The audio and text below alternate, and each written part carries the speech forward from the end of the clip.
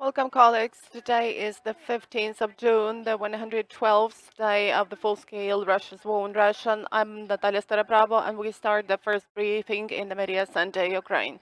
We have James Weatherill, Deputy Head of Office, United Nations OCHA Ukraine, and Anna Palonka, Head of the Humanitarian Hub for Western Ukraine. Today, they will tell us more about the office that we will have in the west of Ukraine, and this will be the office arranged by the International Humanitarian Organization. Welcome.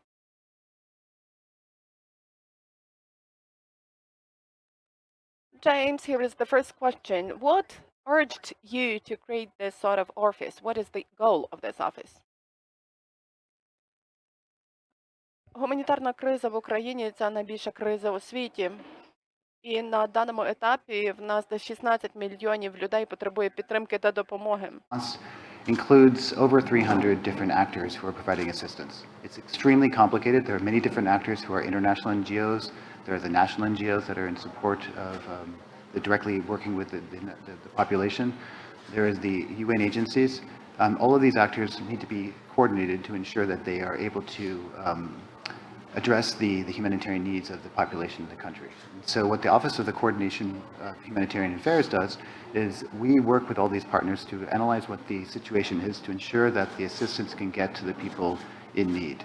To do this, we have set up offices across the country, and what we're here today to talk about is the office that's being established in Lviv, but we've also established offices in Vinnytsia, in Kyiv, and we're in the process of establishing one in Odessa, and also in Dnipro. And each of these offices serves as hubs to address the growing or continuing needs of the humanitarian population, or the population across the oblasts throughout the country. So each hub will work with the governors and the mayors in the different cities within the region, the nearby region, and to address the particular needs of the population there. Anna Palonka, Anna Palonka, let me also welcome you to the stage and ask the first question. And if you have already started your work, so what does it feel like and why is it important for you? Very much. Yes, we are currently establishing the hub in Lviv that will be covering 6 oblasts: Rivnenska, Wolyńska, Lvivska, Ivano-Frankivska, Zakarpatska, and Ternopilska. We are going to coordinate the efforts of the humanitarian partners in all sectors. We know that the priorities include food security, cash assistance, shelter, education, and also the longer-term interventions, preparedness for the winterization in the region.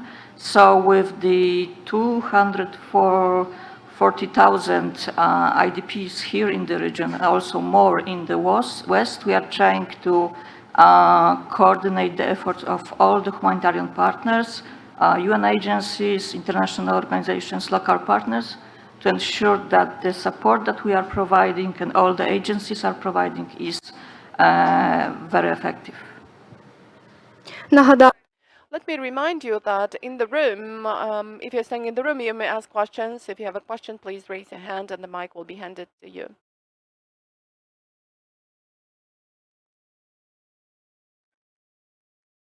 Palonka Bogdan, again, member of the, You Help Ukrainian Heroes Foundation. Here's my question.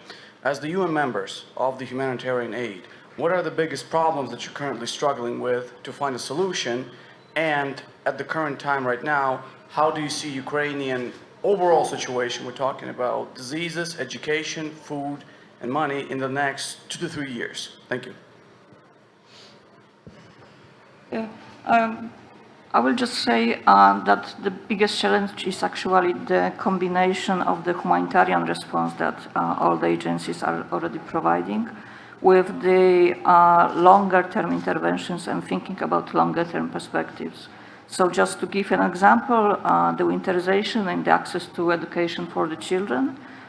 We know that the oblast authorities are preparing schools for the new school year. But of course, the issue is with the IDPs that are located in those schools, kindergartens. So we have to find the places for the relocation for them, for the new shelters. And for many of them who will be staying for longer, this should be the lasting solution, actually. So the other thing is also here the education and access of the children to schools. We know that after COVID and during the war, they had a long period of e-learning. So the Oblast authorities and humanitarian actors are doing whatever they can do to ensure that the children go back to schools. Just to complement what Anna said, is that particularly in the West, that the focus is, of course, on the displaced population. The active hostilities haven't really affected the West, but across the country we have different approaches. And in the eastern part of the country, obviously, we have continued fighting. We have areas that are very difficult to access, where you actually have people that are trapped. And we are continuing to try to assist those directly in their daily life-saving kind of requirements. And to bring assistance into those communities that are near the front line, so as the conflict continues, to ensure that they have the ability to take care of themselves. Right now, we're looking at how can we ensure that we are able to support the population in the winter. They have adequate shelter, they have fuel, they have clothing, winter clothing and blankets that are required. Because of course, as you know, winter is going to be coming quite quickly. It may only be June now, but before you know it, it's going to be getting cold in October. In the medium to longer term, what we want to make sure is the type of assistance that we provide is something that is more durable and more lasting. So you're not just handing out things today that will be gone tomorrow, but also when you're doing shelter repair, when you're doing assistance like providing water, you're putting in place things that can actually last for a longer term. But as you know, the reconstruction of the country will require a full peace, and it's something that we will be looking at in the longer term once we have more chance to look at durable solutions. Якщо є питання, будь ласка. Is there any questions, please? You're talking about long-term and medium-term. Now, I know that UN had a lot of experience in Syria, you know, like Lebanon and other places, and Ukraine is a little bit different. If we're taking a look at Ukrainian children that are currently getting education and want to move abroad or stay in Ukraine, and the challenges that the current war possesses, on a scale of 1 to 10, how threatened the Ukrainian education system is right now, to your perspective? First, to say that I'm not an education specialist, but Just an opinion, just an outside opinion. And also not to compare crises in different countries. Every situation, every crisis is reflective upon people's own situation. And of course, in Ukraine, you had a very developed economy, full schools, education system, and have already had 2 years of children studying remotely because of COVID, and many of them not losing the opportunity to really be able to advance. The impact of the crisis, where schools now many schools have been destroyed or damaged from the conflict. Many other schools are being used as collective housing. The opportunity for children to learn in the fall is going to be extremely difficult. So I'm not going to put a number on a scale because I think that's somewhat arbitrary, but just to say that it's a huge challenge. It would be a challenge even without the war because of the situation of COVID and getting people back to the 2 years that they've already lost. But with the lack of access into the schools because of them being used for other purposes or having been destroyed, I think it's going to make it extremely challenging moving forward. Дякую, Джеймс. Також в мене Thank you, James. And I also have a question to you. How does the situation in Ukraine differ from the conflicts in other countries? What have you been impressed with the most? Unfortunately, there are many different crises around the world with many different types of problems. I think much of the crises we've seen in recent years, we have enduring conflicts in Africa that have gone on for decades. In these crises, you don't have, first of all, for the most part, they are internal conflicts between different armed groups within a country. It's not an international armed conflict like we have here in Ukraine. You don't have a setting where you have to deal with, in most of these crises, the changing of the seasons, where you have to deal with, on top of the basic humanitarian needs of the population, you also have to address the needs that are caused by the changing of the seasons, whether it's just having winter, but also having, in some places you also have floods and the like. I think extremely difficult and politically charged environment. This one where you have the Western powers and Russia confronting each other, where you have a P5 or permanent member of the Security Council involved. It means that many of the mechanisms that have been put in place in the post-World War II system of the United Nations are not effective in trying to mediate or to end the conflict, making a very difficult environment. Obviously, the world's attention is here. On the positive side, it does mean that there's a lot of funding for humanitarian assistance. And I think what you see in this crisis is the amount of funding per person is much higher that's being provided by the donor states than in almost any other crisis in the world. So I think that does give us the opportunity to ensure that we can provide the assistance to the population that has been affected by the conflict. Nevertheless, in the near term, we don't see much chances of anything changing, and that we do expect the continued needs of the population to require response for the foreseeable future.